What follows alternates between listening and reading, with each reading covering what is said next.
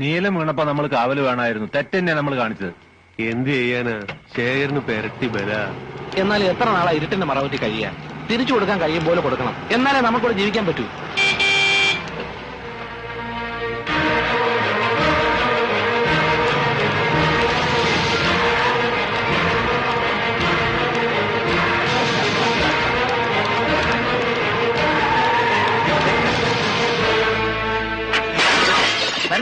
വിടരുത്, ഈ നായ വിടരുത്.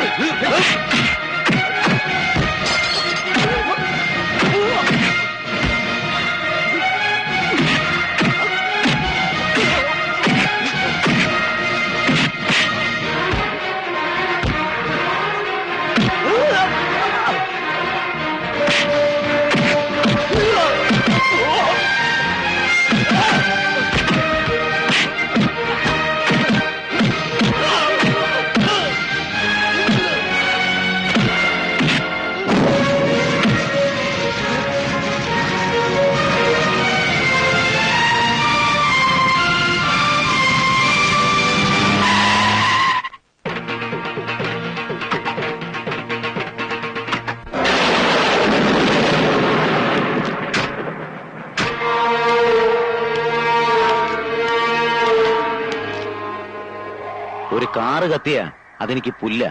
പകരം നിന്റെ ഈ തറവാട് കത്തിച്ചു കളയാൻ എനിക്ക് കഴിയാഞ്ഞിട്ടല്ല. എനിക്കറിയേണ്ടത് നീ പടയൊരുക്കം തുടങ്ങിയൊന്നാ. ഇന്നലെ നടന്നതൊന്നും എന്റെ അറിവോടെ അല്ല. എനിക്കൊരു പടയിലും താല്പര്യവുമില്ല. നീ വെറുതെ പേടിക്കുകയാണ്. പേടിയല്ല നീലേണ്ട, എനിക്ക് സന്തോഷ. നീ ഇറങ്ങണം. പഴയ കണക്കുകളൊക്കെ തീർക്കണ്ടേ? അപ്പോഴേ എനിക്ക് ഈ കളിയിൽ ഹാരം കൂടൂ. നിന്നെ ഞാൻ ഇറക്കും. മുണ്ടക്കൽ ഉത്സവത്തിന് ഇനി അധികം നാളില്ല. നിനക്കതിന് കഴിയില്ല. തീർക്കാൻ കണക്കുകൾ ബാക്കി വെക്കുന്ന സ്വഭാവം എനിക്കില്ല. അങ്ങനെ ആയിരുന്നുവെങ്കില് തളർന്നുപോയി കയ്യിൽ ഒരു കത്തി കെട്ടിവെച്ച് ഞാൻ വന്നനെ മുണ്ടക്കിലെ വാതിലും ചവിട്ടി തുറന്ന്. പഴയ നീലകണ്ഠനെ മറക്കാൻ ഞാൻ തന്നെ ശ്രമിക്കുക. ഓർമ്മിപ്പിക്കാൻ നീ വെറുതെ ശ്രമം നടത്തണ്ട. ചേര, നീ പോ.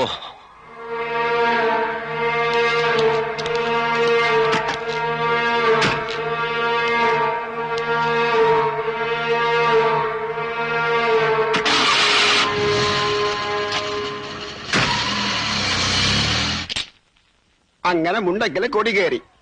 കഴിഞ്ഞ കൊല്ലത്തെ ഉത്സവം ഇന്നലെ കഴിഞ്ഞ പോലുണ്ട്. ഒന്ന് നിൽക്കാൻ നേരമില്ല വൈദ്യല്ലേ. ഉത്സവം എത്തിയില്ലേ? എല്ലാത്തിനും കിടന്നോടെ ഞാൻ ഒരാൾ വേണ്ടേ? ഇല്ലാത്ത സഭയുണ്ടാക്കി അച്യുതം വന്നിരിക്കണതേ കാര്യങ്ങൾ ഉറപ്പിച്ച് ഒരു തീയതി നിശ്ചയിക്കാനാ. എന്താ നീ പറയണത്? ഞങ്ങൾ തമ്മിൽ പറയാനുള്ളതൊക്കെ പറഞ്ഞിട്ടുണ്ട്. ഒന്നു മാത്രം അച്ഛൻ പറഞ്ഞിട്ടുണ്ടാവില്ല. തല വെട്ടെന്ന് പറഞ്ഞാലും ഭാനു ഇതിന് സമ്മതിക്കില്ല എന്ന്. അതിന് അച്യുതേട്ടൻ അച്ഛനെ കുറ്റം പറയണ്ട. തെറ്റ് അച്ഛന്റെ അല്ല. ഭാനു, വിവരക്കേട് പറയരുത്. അച്ഛൻ നടക്കുന്നു കരുതിയതും വാക്ക് കൊടുത്തതും അതിലും വലിയ വിവരക്കേടല്ലേ? എടി അഹങ്കാരി, ആലോചിച്ച് സംസാരിക്കണം. നല്ലോണം ആലോചിച്ചിട്ടുണ്ട്. എല്ലാം? അതെ അച്ഛാ, എല്ലാം. എന്താ ഇപ്പൊ ഇവിടെ ഇറങ്ങണം ഈ നിമിഷം? അതും അറിയായിരുന്നു. ഒരു പെട്ടി ഞാൻ തയ്യാറാക്കി വെച്ചിട്ട് കുറച്ചു ദിവസമായി. എന്നാ എടുത്തോ. എന്നിട്ട് എവിടെ വെച്ചപ്പോ തോന്നുകൂടെ ജീവിച്ചോ? അച്ഛാ, അച്ഛൻ എന്തായി പറയണത്? കുട്ടി മിണ്ടരുത്.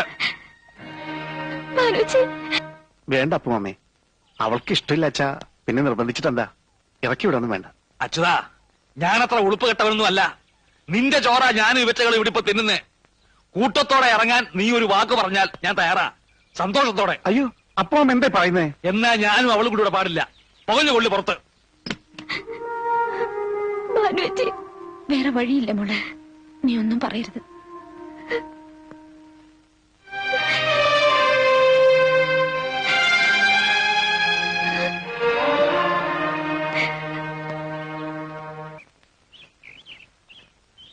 അപ്പോ അത്രത്തോളായില്ലേ?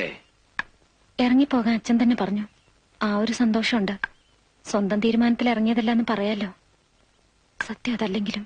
വരേ, ആ പെട്ടിയും എടുത്തോളൂ.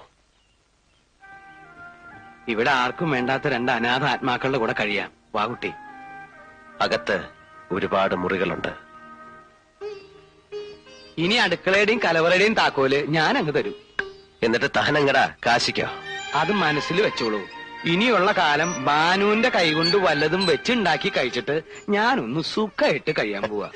അപ്പോ ഇയാൾ ഇവിടെ അടുക്കളപ്പണിക്ക് വന്നതെന്നാ തന്റെ വിചാരം? മംഗലശ്ശേരിക്ക് അപ്പുറത്ത് വിശാലമായ ഒരു ലോകം ഭാനുവിനെ കാത്തിരിപ്പുണ്ട്. യാത്ര തുടങ്ങാനാ ഭാനു ഇങ്ങോട്ട് വന്നത്.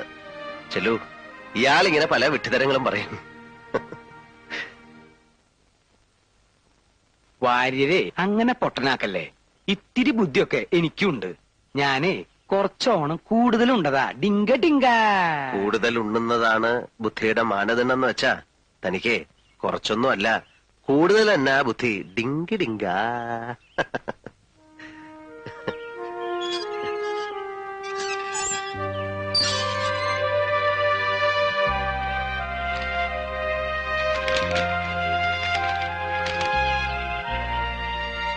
വരേ വരേ.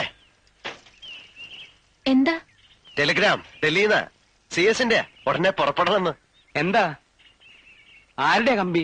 ഡൽഹിയിലെ ഭാനുവിന്റെ ഡാൻസ് പ്രോഗ്രാം 16-ാം തീയതി എന്ന് പറയുമ്പോ പിന്നെ എത്തിയില്ലേ? ഇന്ന് 10 നാളെ തന്നെ പുറപ്പെടണ്ടേ? അതെ, താനിപ്പോ തന്നെ വിട്ടോളൂ. ആ. തൃശ്ശൂരോ ഷൊർണൂരോ എവിടെ വേണേലും പോയി 2 ടിക്കറ്റ് ശരിയാക്ക. ആ. തന്റെ കൂടെ ഇവളെ വിട്ടാലത് ശരിയാവോടോ? വടക്കാഞ്ചേരിക്ക് അപ്പുറത്തെ ലോകം കണ്ടില്ലാത്ത കക്ഷിയാ. 2 ടിക്കറ്റോ? അപ്പോ നീലം വരുന്നില്ലെന്നോ? ഞാനോ? ഞാൻ എന്തിനാ ഈ വടിയൊക്കെ കുത്തിപ്പിടിച്ച്? അത് ബോറാ. എന്നാ പിന്നെ ആരും പോകുന്നു കരുതണ്ട. പിന്നല്ലാതെ. വാശി പിടിക്കല്ലേ, അതിന്റെ ആവശ്യമില്ല. അതാ ഞാൻ. ആവശ്യമുണ്ട്. എവിടെയാച്ചാലും മുൻനിരയിലിരിക്കണം. എങ്കിലും ഞാൻ ചിലങ്ക കിട്ടു. എന്നാ ശരി, ഇനി അതുകൊണ്ടൊരു കുറവ് വരണ്ട. താനും എളുപ്പം ഇറങ്ങി വരേ. ഞാൻ റെഡിയല്ലേ?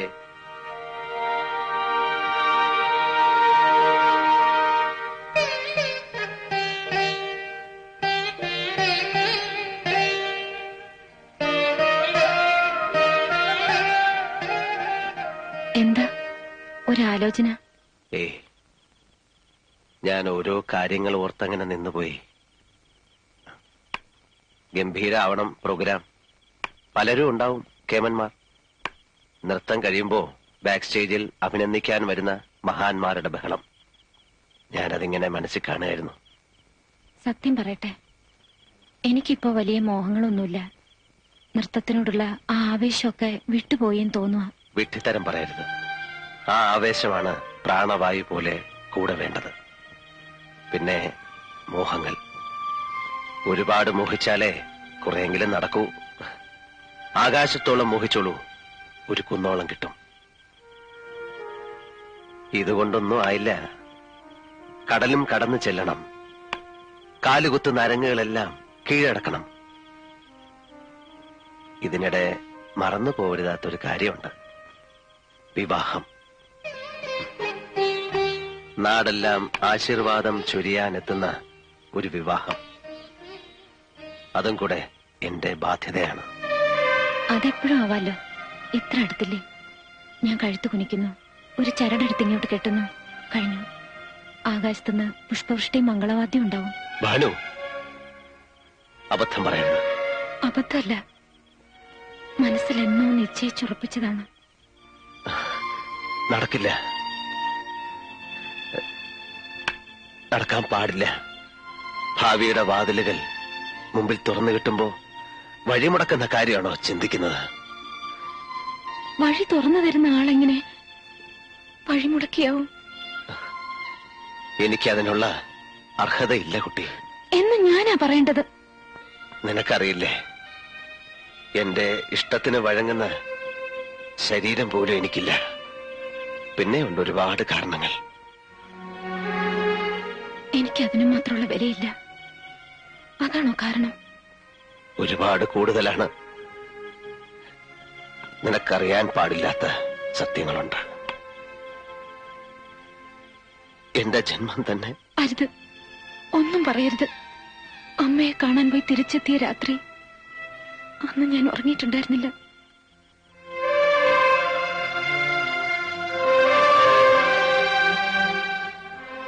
വേണ്ട, ആ വിഷയം അവസാനിപ്പിക്കാം. എല്ലാം തന്റെ നന്മയ്ക്കായിരുന്നുവെന്ന് പിന്നീട് ബോധ്യമാവും.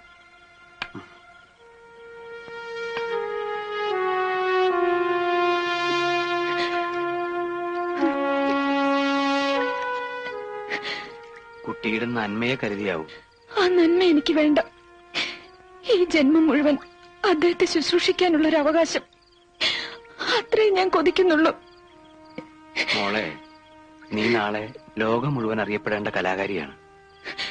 പക്ഷെ ഞാനൊരു പെണ്ണും കൂടിയാണ് വാര്യരമ്മാവ. ഇത്തിരി മോഹങ്ങൾ ഞാൻ കൂട്ടിവെച്ചിട്ടുണ്ട്. അതെല്ലാം മറക്കുന്നതിൽ എളുപ്പം മരിക്കുന്നത്.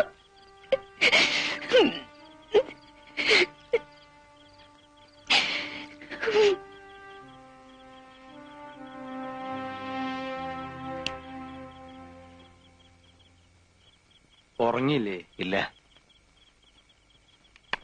ആ കുട്ടിയുടെ കണ്ണ് തുറന്നിട്ടില്ല. ഒരു നേരം പോക്ക് പറഞ്ഞു. നടക്കാൻ പാടില്ലാത്ത ഒരു വിഡ്ഢിത്തം. നീല, ഒന്നിങ്ങോട്ട് നോക്കുക. ഞാൻ ആ മുഖം ഒന്ന് കാണട്ടെ. ഏത് ഇരുട്ടിൽ വേണമെങ്കിലും വിളിച്ചോളൂ. പക്ഷേ ഈ കണ്ണെനിക്ക് കാണാമെങ്കിൽ ആ ഹൃദയം എനിക്കറിയാൻ പറ്റും. ഇന്ന് ഈ ദേഹത്ത് ജീവൻ തുടിക്കുന്നുണ്ടെങ്കിൽ അത് മരുന്നിന്റെയും മന്ത്രത്തിന്റെ അല്ല, ആ കുട്ടിയുടെ പ്രാർത്ഥനയുടെയും സാമീപ്യത്തിന്റെയും ഫല. എന്റെ മുഖത്ത് നോക്കി പറയൂ, നീലാണ്ടന് ഭാനുമതി ഇല്ലാതെ പൂർണ്ണതയുണ്ടോ?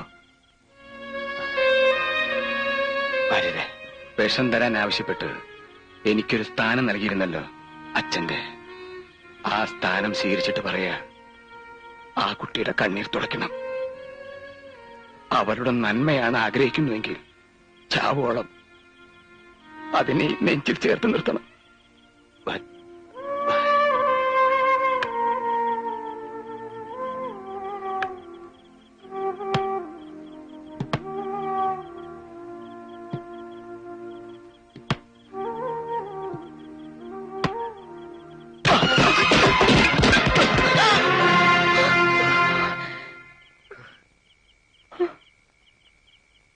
മനസ്സിടറി. അതാ കാല്.